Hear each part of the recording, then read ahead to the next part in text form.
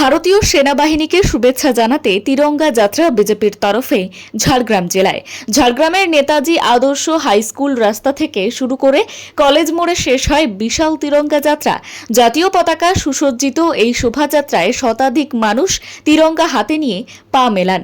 শোভাযাত্রার নেতৃত্বে ছিলেন প্রাক্তন কেন্দ্রীয় মন্ত্রী সুভাষ সরকার সহ খানাকুলের বিধায়ক সুশান্ত ঘোষ সহ অন্যান্য বিজেপি নেতৃত্বরা। যাওয়া তো উচিত অবশ্যই, তার কারণ পাকিস্তান যে ধরনের দুষ্টুমি বদমাইশি করেছে সারা বিশ্ব আজ তা অবগত।